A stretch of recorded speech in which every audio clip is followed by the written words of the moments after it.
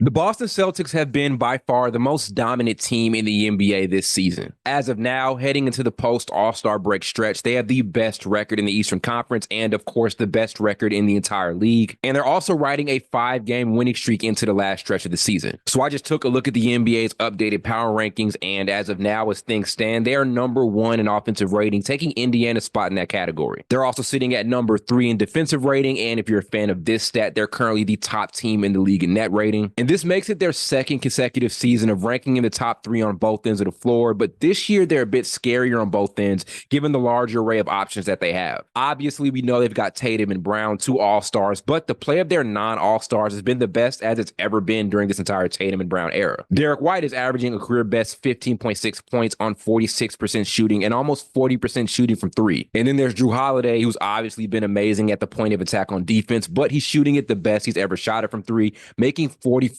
of his attempts. And then we've got to talk about the play of Kristaps Porzingis. He's putting up 20 points and 7 rebounds per game, and even though the stats don't show it relative to other seasons, this looks like the best basketball we've seen him play his entire career. It's at least the first time we're seeing him play a comfortable role in an actual contending team, and he's been amazing on both ends of the floor for this Celtics team. And this season, if you notice, the attitude, the vibe, the tone from this team is completely different than last season. When you watch him play some games this year, if you're noticing it, you can see there's like an increased level of grit and toughness from them. They look super hungry this year, hungrier than ever, and it makes a lot of sense given their disappointing end to the playoffs last season. And they just generally look like a group who knows that the pressure is on them this season to make a title run. Yep, not just a deep playoff run, not just a finals appearance, but an actual championship. I don't think right now across the league there's a team with more pressure on them to win a title. Like for the last 4 years, we've seen this group make these ultra deep postseason runs, and it's been to no avail. Now, they did get very close to winning a title in 2022, going 6 games against the Warriors, which is pretty good considering the discrepancy in experience from their core players. But their follow-up to that finals run last year just wasn't good enough. And so while they're playing this amazing brand of basketball, there are still some lingering questions for this team we've had for them in previous years. We know that they can be generally streaky at times in big playoff games. That was a major issue for them against the Heat in the conference finals last year. And that's the thing, right? We know this offense looks great now, but they can either get really hot or go absolutely cold and stagnant. And a lot of it comes from their affinity for taking a lot of relatively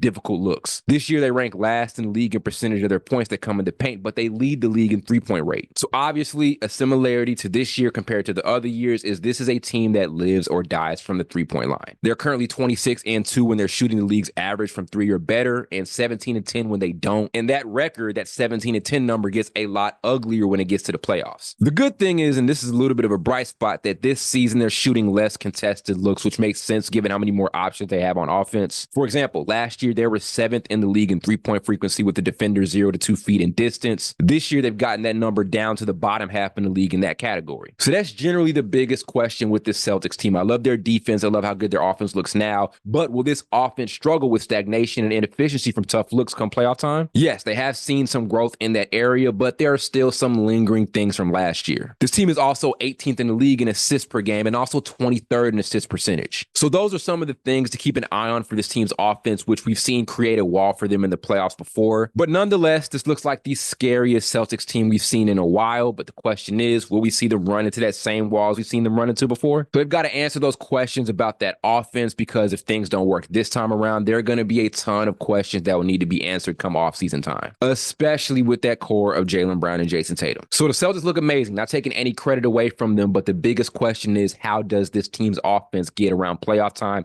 especially around the second round or Eastern Conference Finals? Will they run into those periods of stagnation? Will they run into periods where they're kind of settling for bad looks? We shall see. But those are the biggest things to pay attention to if you're a Celtics fan and if you're wanting this team to actually get over the hump and bring home a title this year.